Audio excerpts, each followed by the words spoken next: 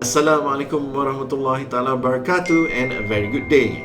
My name is Rizal Alwani Muhammad Nordin. I am from Locomo Ventures. I will be your principal trainer for the course, the whole of this course, and welcome to the Discovery Workshop where we help you with your commercialization journey.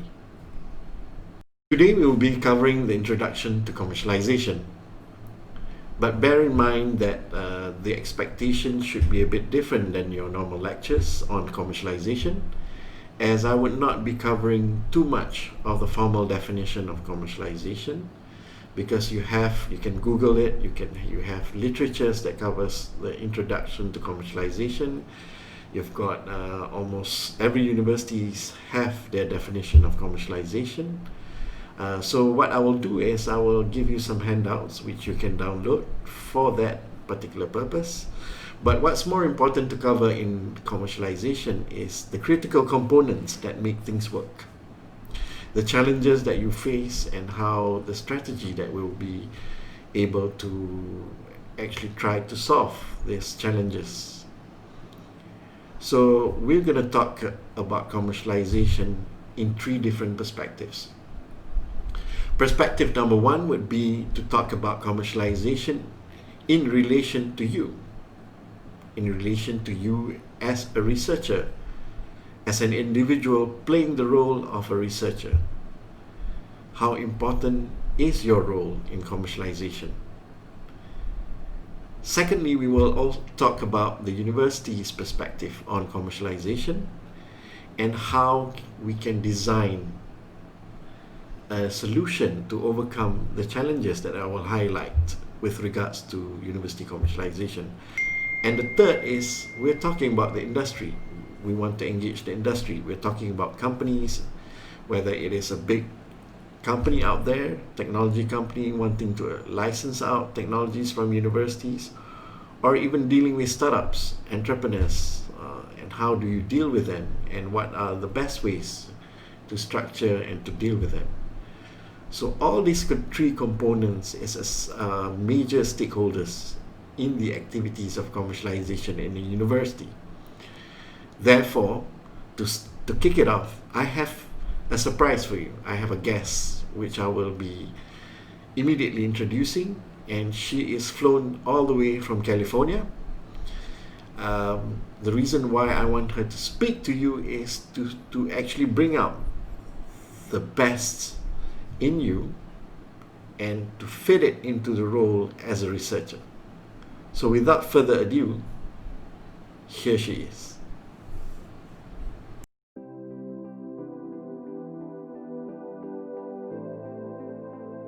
Woman in the world. She was the richest African American of the 20th century and North America's first black multi-billionaire. She's currently worth $3 billion and takes a salary of $75 million per year. Nothing about my life is lucky. Nothing. A lot of grace, a lot of blessings, a lot of divine order, but I don't believe in luck. For me, luck is preparation meeting the moment of opportunity. There is no luck without you being prepared to handle that moment of opportunity.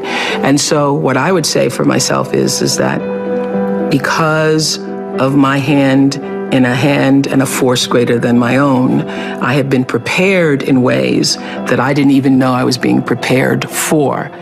And the truth is, for me and for every person, every single thing that has ever happened in your life is preparing you for the moment that is to come. I say to my girls all of the time that your real work is to figure out where your power base is and to work on the alignment of your personality, your gifts that you have to give, with the real reason why you're here.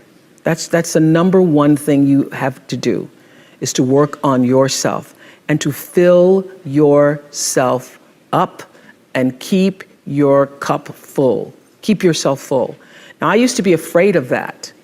I used to be afraid, particularly from people who say, oh, she's so full of herself. She's so full of herself. And now I embrace it. I consider it a compliment that I am full of myself.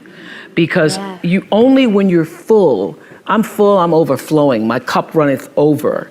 I have so much to offer and so much to give. And I am not afraid of honoring myself. I always understood that there really was no difference between me and the audience. At times I might have had better shoes, but at the core of what really matters, that we are the same. And you know how I know that? Because all of us are seeking the same thing. You're here at this fabulous school, and we'll go out into the world and each pursue based upon what you believe your talents are, what your skills are, maybe your gifts are, but you're seeking the same thing. Everybody wants to fulfill the highest, truest expression of yourself as a human being. That's what you're looking for. The highest, truest expression of yourself as a human being. And because I understand that if you're working in a bakery and that's where you want to be, and that may be what you've always wanted to do, is to bake pies for people or bake cakes for people or to offer your gift, then that's for you. And there's no difference between you and me, except that's your platform. That's your show every day.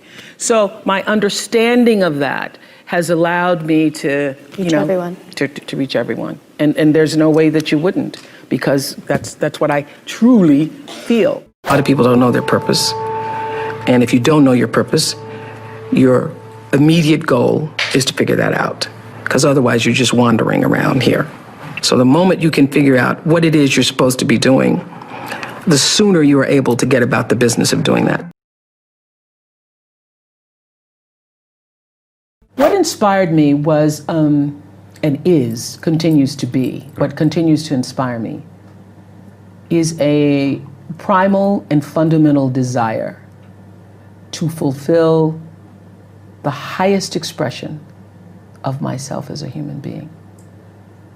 I don't want to die not having completely burnt out every single possibility of my humanity. I just want to, when I leave this planet, I want everybody to say, did that, used it all up, not another thing I could do. There wasn't another person I could have given of myself to. There wasn't another deed I could have done. There wasn't anything that you want to say, I want to fill it up. You want to take this whole human existence, which when you think about it, Godfrey, is really pretty damn miraculous. It is. It is. It is. When you think about what it means to be a human being on the planet Earth right now, that's pretty awesome. So I just want to take that to the max. I want to say, no need to come back as a human. Angel status. You can't call in sick.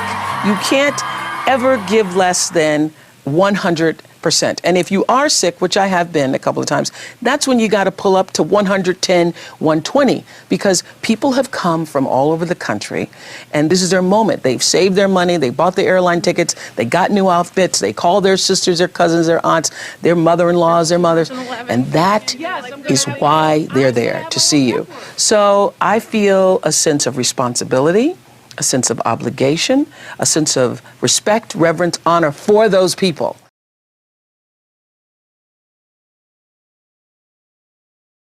Tara Wright Trent, born and raised in a village in Zimbabwe.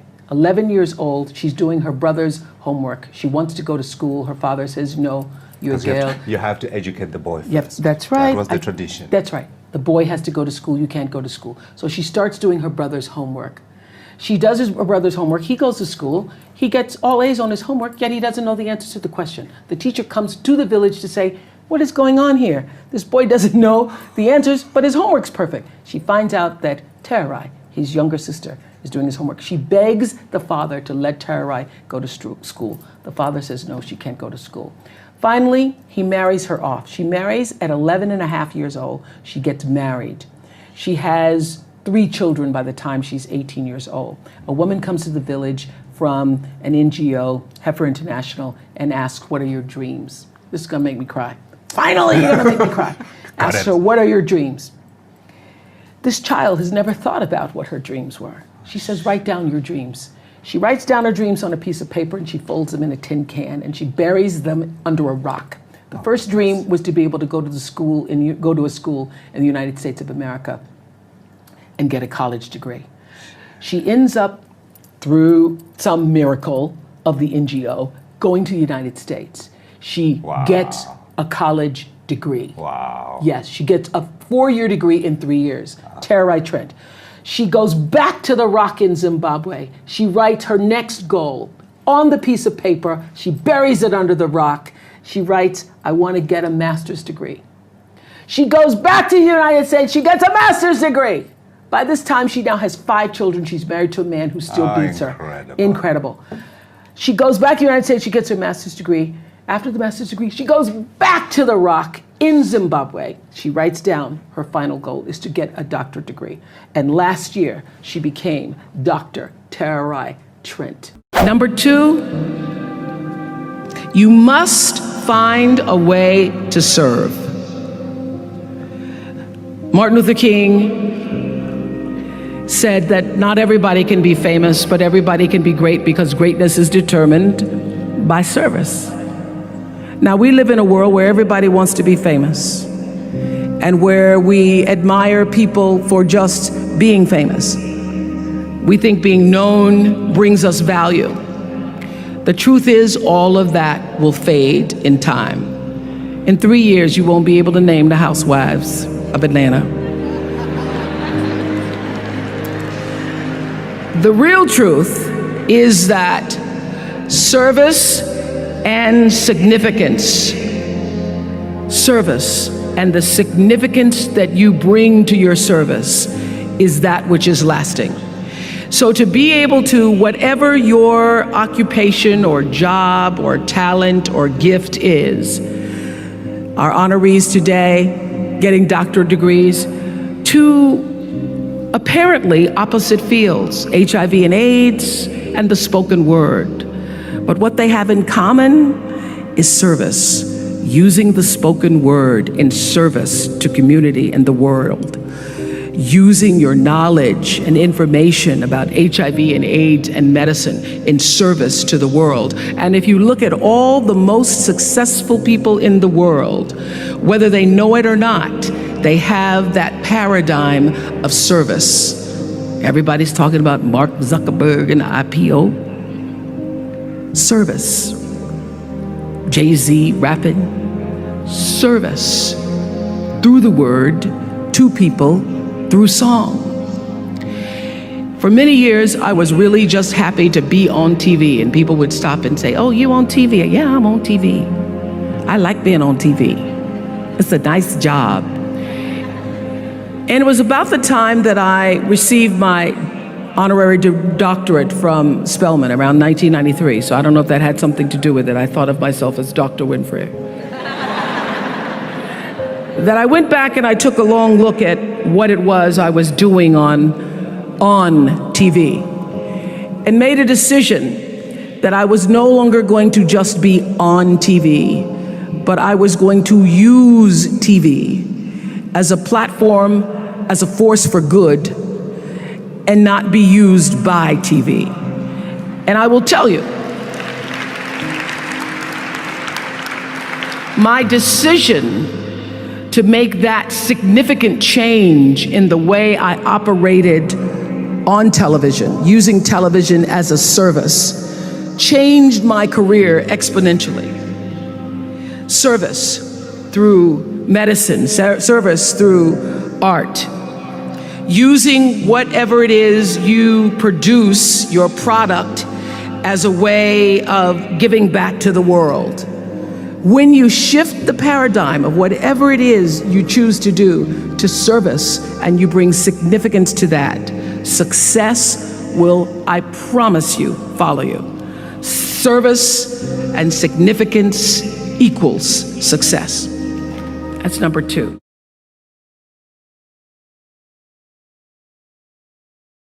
You build a legacy, not from one thing, but from everything.